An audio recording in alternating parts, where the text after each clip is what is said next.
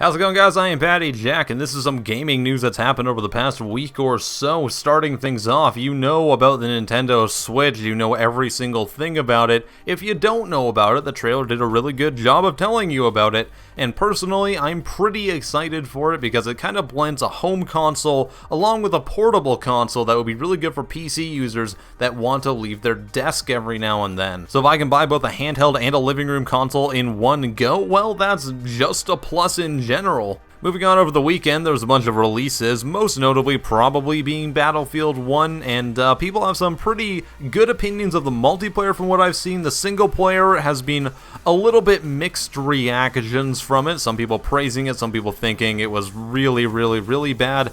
I have played all of one mission of the entire game as my PC was in the shop over the weekend, so I don't really know. In other releases, there was also Civilization 6. Now I have had the chance to sit down with that one a little bit more, and I gotta say, I'm really enjoying it. It does a lot of things that are very different than Civilization 5 did, but I think it highlights that it's a good thing when game developers decide to take a couple risks with how they design games. Even if you don't like them, it means that they know either what not to do or what to expand on with the next iteration. The Skyrim Special Edition also released on Friday, and I haven't had a chance to play that either, so I'm sure it looks really good.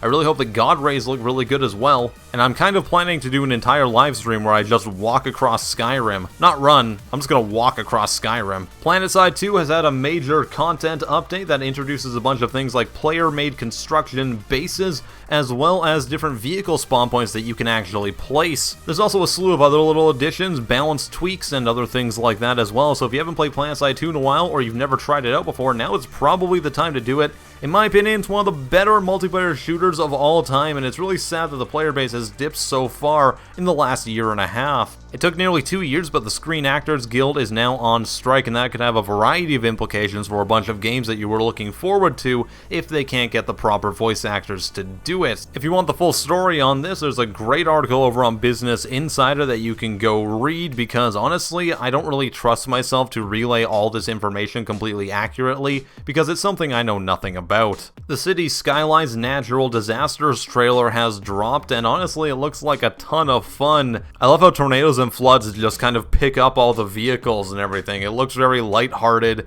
and honestly, every city game needs a disaster mechanic like that, so I'm all for it.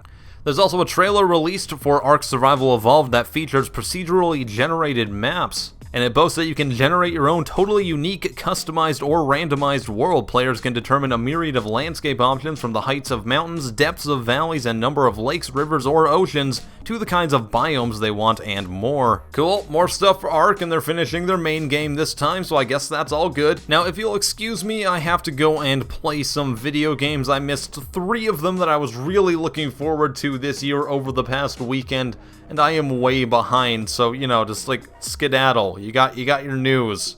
Get out of here. I want to walk across Skyrim.